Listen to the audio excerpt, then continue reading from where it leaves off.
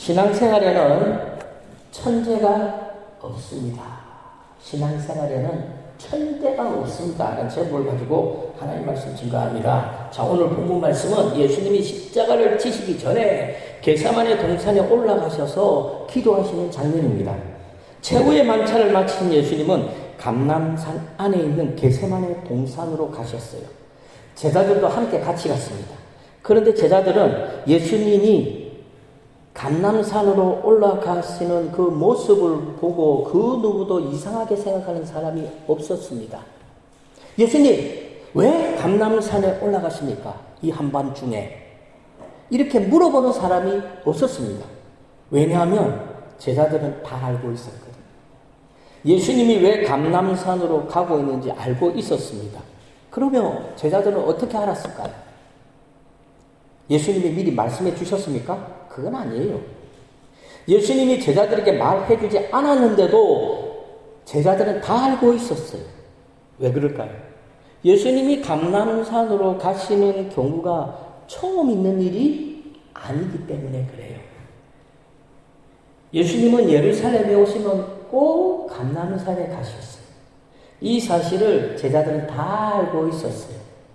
감람산에 오기만 하면 예루살렘에 오기만 하면 감람산에 가셨어요. 어느 정도? 습관이 될 정도로. 누가복음 22장 39절 다 같이 읽습니다. 예수께서 나가사 습관을 따라 감람산에 가시매 제자들도 따라갔더니. 사랑하는 성도 여러분, 제자들은 예수님과 함께 감람산에 처음 올라가는 것이 아닙니다. 이미 여러 번 올라갔어요.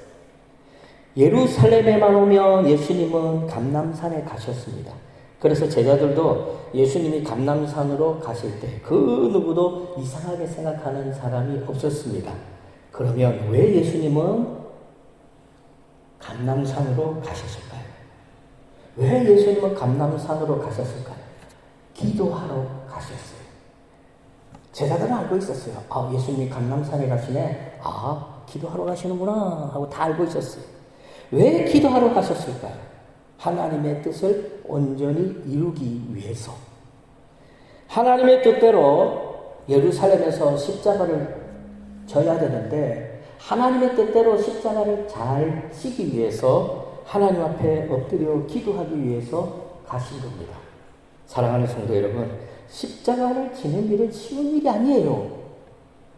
예수님도 하나님의 아들이지만 신성을 가지신 하나님이시지만 인간의 몸으로 이 땅에 오셨어요. 100% 인간의 몸으로 이 땅에 오셨기 때문에 십자가를 지는 일이 얼마나 무섭고 두렵고 고통스러운 일인지 잘 알고 있는 거예요. 예수님은 하나님이니까 바늘 놓고 껍질로도 안 아프지. 예수님은 신이니까 채찍을 때려도 아무렇지도 않겠지. 이게 아니라니까요. 이 땅에 오신 예수님은 하나님이시지만 완전한 인간으로 이 땅에 오셨기 때문에 감정적으로 또는 육체적으로 우리가 당하는 모든 아픔과 고통, 두려움을 다 느끼십니다. 그래서 예수님도 이 십자가를 진다는 것이 보통 일이 아니라는 거, 얼마나 두렵고 무섭고 고통스러운 일이라는 거 예수님도 너무너무 잘 알고 있는 겁니다. 그래서 십자가 지는 일은 모든 사람들에게 힘든 일이에요. 목사님, 저는 괜찮아요. 저는 십자가 잘 질 수 있어요. 이건 교만이고, 이건 거짓말이에요. 십자가 지는 거, 이건 힘든 일이에요. 우리 예수님조차도 십자가 지는 걸 원치 않았다니까요. 그래서 예수님은 이 십자가를 잘 지기 위해서 감람산에 있는 겟세마네 동산이라는 곳에 가셔서 기도했어요. 간절히 땀이 흘렀겠지요. 눈물도 났겠지요. 실핏줄이 터졌겠지요. 그래서 실핏줄이 터지니까 피가 되겠지요. 땅에 떨어지는 그 땀방울이 핏방울이 될 정도로 어느 정도로 기도했겠어요. 사람은요, 많이 울면 눈이 충혈되잖아요. 충혈된 정도로 울어보신 분은 알 거예요. 많이 울면 눈이 충혈돼요. 빨갛게. 그러면 더 울면 어떻게 돼요? 터져버려요. 그럼 어떻게 돼요? 눈에서 피눈물이 딱 흘러요. 근데 예수님이 어느 정도로 간절히 부르짖었으면 땀방울이 핏방울이 되었다니까요. 예수님은 힘들고 어려운 일이 있을 때뿐만 아니라 평소에도 습관적으로 언제나 기도하러 오셨다라는 겁니다. 어쩌다 한번 기도한 것이 아니요. 우리는 어떻게 해요? 솔직히 어려운 일이 있을 때만 기도하잖아요. 힘든 일이 있을 때만 기도하잖아요. 사랑하는 성도 여러분, 오늘 본문 말씀을 보면요, 한 가지 특이한 점이 있습니다. 그것은 하나님의 아들 예수님도 습관이 될 정도로 정말로 열심히 기도했다라는 거예요. 예수님도 습관이 될 정도로 몸에 그냥 이렇게 자동으로 이렇게 뭐라 그러죠? 이렇게 익숙해지도록 기도했다라는 거죠. 얼만큼 많이 기도하면 습관이 됩니다. 얼만큼 많이 기도하면 몸에 자동으로 이렇게 붙죠. 솔직히 예수님이 습관이 될 정도로 기도할 필요가 있을까요? 저는 그런 생각을 해봤어요. 아니, 예수님은 하나님의 아들인데 그렇게 기도 안 해도 되지 않을까? 우리야, 인간은 부족하니까 기도해야 되겠지만 예수님은 하나님의 아들이잖아. 굳이 그렇게 기도할 필요가 있을까? 이런 생각을 제가 합니다. 예수님은 하나님의 아들이니까 이거 십자가 지는 거 그냥 쉽게, 아주 간편하게 쉽게 지지 않을까? 그런 생각을 했었어요. 그런데 조금 더 깊게 생각하니까 아니더라고요. 우리의 눈으로 볼 때는 예수님이 단순히 십자가를 지는 것처럼 보이지만 예수님은 그 십자가가 단순히 십자가를 지는 게 아니에요. 그 십자가의 무게가 어느 정도인지 압니까? 온 인류의 모든 죄를 그 십자가에 다 올려놓고 예수님이 지는 거예요. 얼마나 무겁겠습니까? 이 지구상에 얼마나 많은 사람이 살고 있을까요? 그 한 사람의 죄, 그런데 만약에 70억이 산다면 그 70억의 죄를 우리 예수님이 한꺼번에 지고 가는 거예요. 얼마나 무겁고 얼마나 고통스럽겠습니까? 그래서 예수님에게도 만만한 일이 아니에요. 예수님도 이 십자가를 지려면 어떻게 해야 돼요? 기도해야 된다니까요.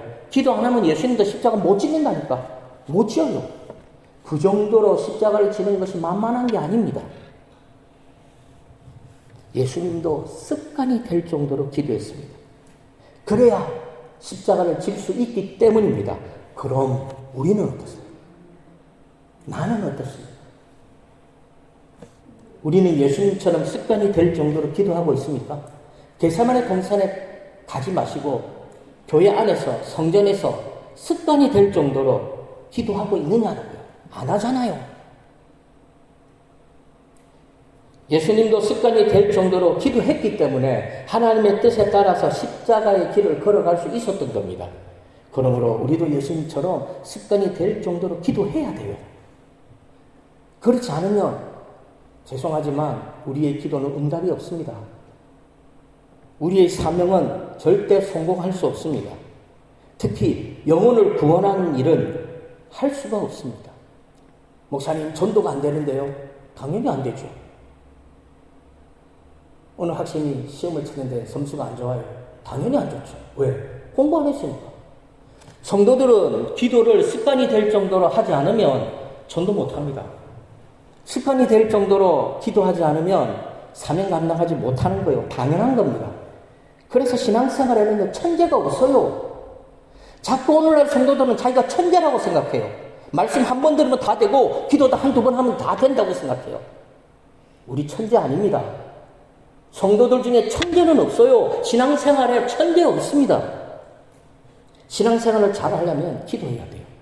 예수님조차 눈물이 핏방울이 될 정도로 그렇게 습관이 될 정도로 기도했는데 우리는 뭐라고 그렇게 기도하지 않습니까? 그러면서 뻔뻔하게 하나님 앞에 내 기도 안 들어준다고 감히 말을 하고 있지 않습니까? 기도 없는 믿음은요, 반드시 무너집니다. 기도 없는 사명은 반드시 문제가 생깁니다. 그러므로 저와 성도님들은 예수님처럼 습관이 될 정도로 기도해야 돼요. 그래야 하나님이 그 기도에 응답해 줄까 안 해줄까 하나님이 망설이기조차라도 하죠. 우리가 지금처럼 기도하면 하나님 망설이지도 않아요. 아예 듣지도 않아요. 그렇다면 오늘 본문에서 도대체 무엇이 예수님으로 하여금 그렇게 간절히 기도하게 만들었을까요? 그 사실이 예수님의 기도 내용에서 그대로 드러나고 있죠. 누가복음 22장 42절 다 같이 읽습니다. 이르시되 아버지여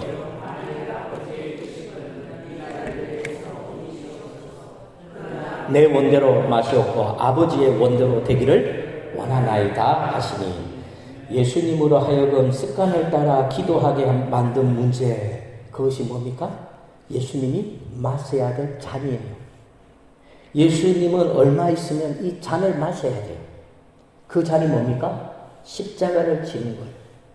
온갖 멸시와 조롱을 받으면서 십자가에 못 박혀 죽는 일입니다. 태장을 2번이나 맞으면서 십자가를 지고 골고다 언덕까지 올라가가지고 십자가에 매달려 죽는 일입니다. 그런데 예수님도 이 십자가 지는 일을 원치 않았어요. 할 수만 있으면 예수님도 이 십자가 안 지고 싶었습니다. 왜요? 두려우니까. 무서우니까. 그래서 예수님은 겟세마네 동산에서 눈물이 핏방울이 될 도록 하나님 앞에 간절히 기도합니다. 그런데 신기하죠. 예수님이 뭐라고 결론을 짓습니까? 내 뜻대로 마시었고 아버지의 원대로. 내 뜻대로 하지 마시고 하나님 뜻대로 하시옵소서, 이렇게 말씀하고 있다라는 겁니다. 예수님이니까 십자가 지는 정도는 아주 쉽게 지겠지, 그게 아니라는 거예요. 예수님조차도 두렵고 예수님조차도 공포고 고통이었어요. 그래서 예수님도 기도한 거예요. 예수님도 기도하니까 그 십자가를 진 거예요. 예수님이 기도 안 했으면 그 십자가 못 지었을 거예요. 그러면 우리의 구원은 어떻게 됩니까? 예수님이 십자가 안 지었으면 우리는 구원받지 못해요. 우리는 지옥에 갑니다. 이 지구상에 있는 모든 사람들은 다 지옥에 떨어지는 거예요. 그런데 예수님이 십자가를 졌기 때문에 우리가 구원을 받은 겁니다. 그러므로 저와 성도님들도 예수님처럼 습관이 될 정도로 기도해놓고 그 다음에 사명 감당하고 그 다음에 전도하고 그 다음에 직장생활하고 그 다음에 예배생활 해야 되는 거예요. 신앙생활 해야 되는 거예요. 예수님이 기도하심으로 인류를 구원하셨던 것처럼 저와 성도님들도 기도함으로 믿지 않는 사람들에게 복음을 전해야 돼요. 그래야 열매가 있습니다. 예수님은 왜 습관이 될 정도로 기도했을까요? 그게 필요했으니까. 예수님도 기도하지 않으면 안 되는 일이 있었기 때문에, 기도하지 않고는 하나님의 일을 할 수가 없기 때문에, 복음을 전할 수가 없기 때문에, 기도해야 성령이 임하고 성령이 임해야 성령께서 권능을 주시고 권능을 받아야 복음을 전할 수 있기 때문에, 그래서 예수님이 그렇게 기도한 겁니다. 그러므로 신앙생활에는 천재는 없어요. 사랑하는 성도 여러분, 하나님은 이스라엘 백성들이 일주일이면 갈 수 있는데도 40년 동안 광야를 헤매게 하셨어요. 왜 40년 동안이나 광야를 헤매게 하셨습니까? 그 이유는 이스라엘 백성들이 천재가 아니니까. 이 말은 이스라엘 백성들이 훈련이 필요했다라는 겁니다. 이스라엘 백성들은 지금 훈련을 받아야 돼요. 40년 동안 애굽에서 종살이한 이스라엘 백성들은 하나님의 백성으로서 하나님을 섬기는, 쉽게 말해서 기초가 없다니까요. 그들은 430년 동안 애굽에서 종살이하면서 종의 근성이 몸에 배어 있습니다. 하나님은 이스라엘 백성들의 그 종의 근성을 다 빼버리길 원했죠. 그래서 가나안 땅에 들어가기 전에 광야에서 굴리고 또 굴리고 유격 훈련을 시키는 겁니다. 하나님의 백성 만드는 훈련. 근데 그거 압니까? 이스라엘 백성들이 그 광야 학교에서 하나님의 혹독한 훈련에 졸업을 했습니까? 졸업을 못했습니까? 졸업 못했죠. 어떻게 됩니까? 다 죽잖아요. 가나안 땅 못 들어가요. 20세 미만만 들어가요. 이 말은 무슨 말이냐? 출애굽해서 광야에서 태어난 자녀들 있죠. 광야에서 태어난 자녀들만 가나안 땅에 들어가고 20세 이상, 애굽에서 어린아이였던 사람들, 그러니까 10세, 12세, 13세 이런 애들 있죠. 10대들, 어린아이들, 그리고 나이 든 사람들, 이런 사람들은 어떻게 됩니까? 광야에서 다 죽었어요. 졸업 못했다니까요.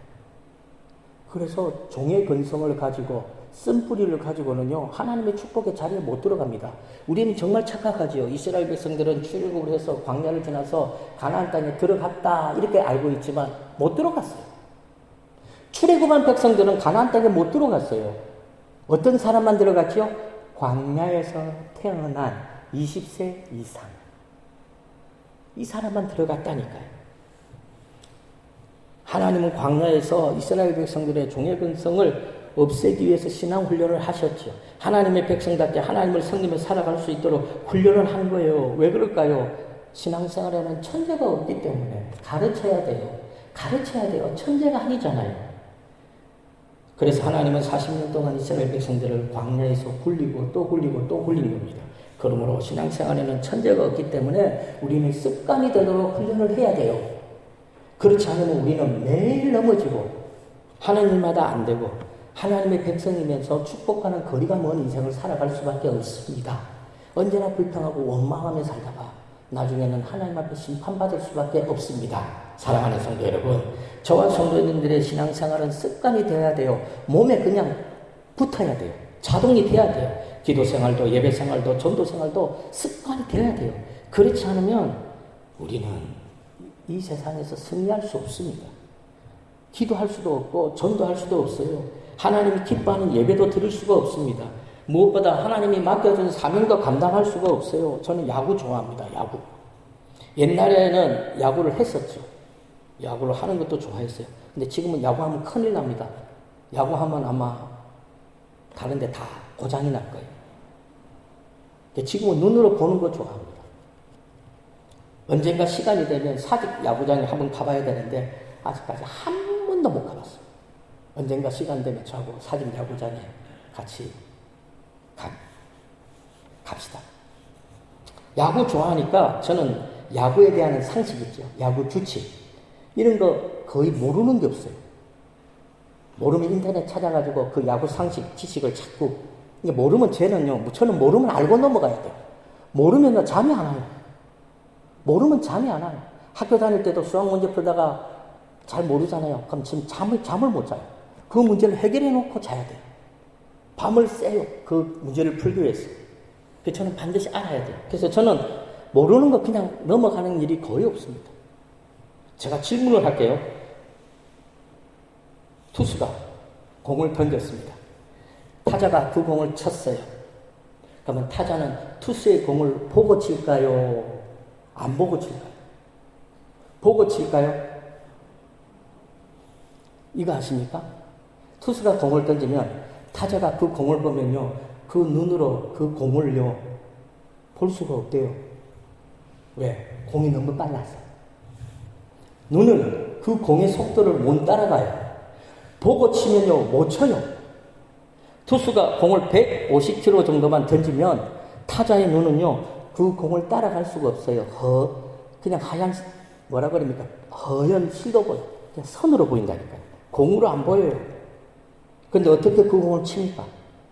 근데 눈에 보고 치는 거 아닌데 타자들은 그 공을 홈런을 치잖아요.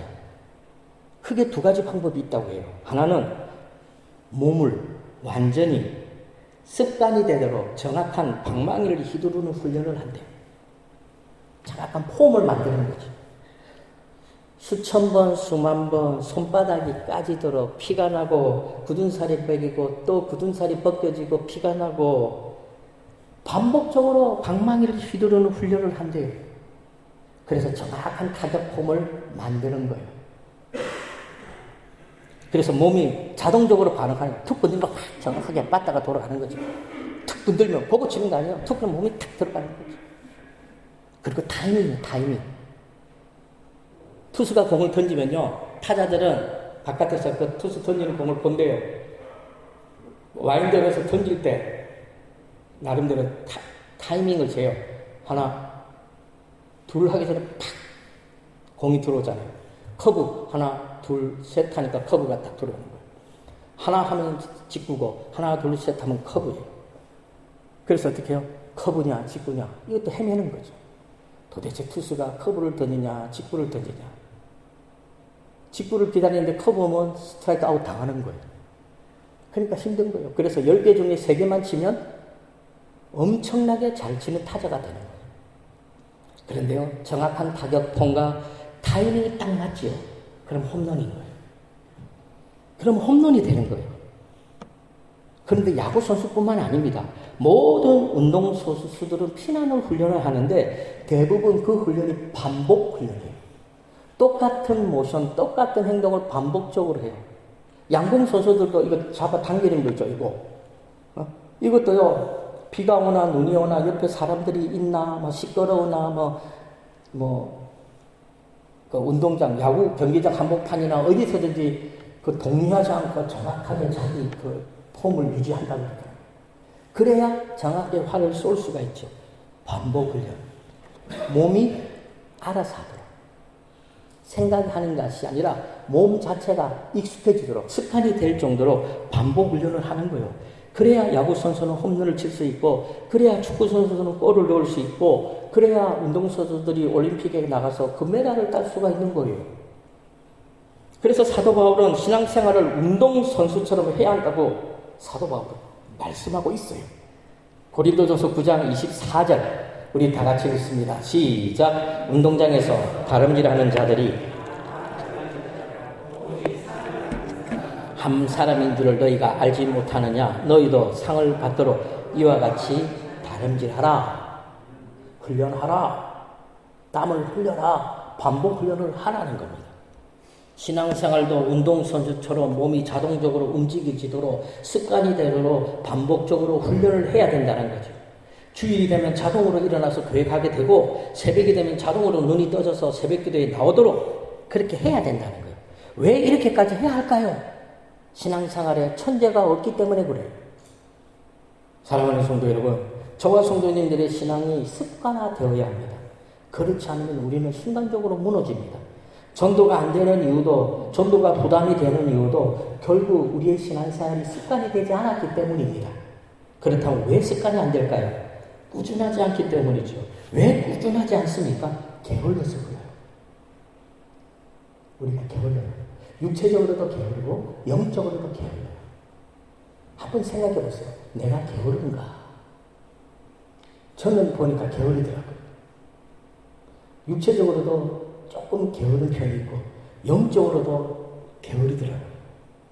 달란트 비유해 보면 5달란트와 2달란트 받은 종에게 주인은요 동일하게 뭐라고 말합니까? 착하고 충성된 종이라고 칭찬합니다. 이 말은 게으르지 않다는 거예요. 착하고 충성되기 때문에 주인의 말씀에 대꾸하지 않고 순종했다라는 거죠. 반면에 1달란트 받은 종에게 주인이 뭐라고 말합니까? 악하고 게으른 종이라고 책망했습니다. 악하고 게으르기 때문에 주인의 말에 순종하지 않아요. 주인의 말에 자꾸 대꾸하는 거죠. 그러므로 인간이 게으른 것은 신앙생활을 습관화하지 않도록 만드는 거예요. 저와 성도님들이 신앙생활이 습관화되지 않는 이유도 결국 1달란트 받은 종처럼 우리가 악하고 게으르기 때문에 그래요. 오늘날 교회 안에 1달란트 받은 종들 굉장히 많아요. 근데 스스로는 나는 아니겠지라고 생각을 합니다. 근데 나는 아니겠지라고 생각하시는 분 있죠? 맞아요, 그분이. 그분이 1달란트 받은 종이 악하고 게으르기 때문에 전도 안 해요. 악하고 게으르기 때문에 기도하지 않아요. 악하고 게으르기 때문에 시험에 자주 들고 악하고 게으르기 때문에 헌금하는 거 주저하고. 사랑하는 성도 여러분, 신앙의 생활에 천재 없습니다. 저와 성도님들도 천재가 아닙니다. 처음부터 전도 잘하는 사람 없고 처음부터 기도 잘하는 사람 없습니다. 그래서 꾸준히 열심히 운동선수처럼 달려야 돼요. 충성스럽게 그 충성이 몸에 배도록 습관이 되도록 반복적으로 훈련해야 돼요. 습관이 안 돼서 힘든 거지 습관만 배워보세요. 힘들지 않아요. 자동적으로 새벽 되면 눈이 떠지고 아무리 피곤해도 자동적으로 눈이 떠져요. 습관만 되면 부담이 아니고요. 자연스러워지는 거예요. 사랑하는 성도 여러분, 반드시 기억하세요. 신앙생활에 천재 없습니다. 저와 성도님들은 운동선수처럼 몸에 배도록 습관이 되도록 땀을 흘리면서 훈련해야 돼요. 그래서 주님이 맡겨주신 사명 잘 감당해서 5달란트, 2달란트 받은 종처럼 하나님 앞에 착하고 충성된 종아, 착하고 충성된 종아 칭찬 듣는 저와 성도님들이 되시기를 주님의 이름으로 간절히 축원합니다.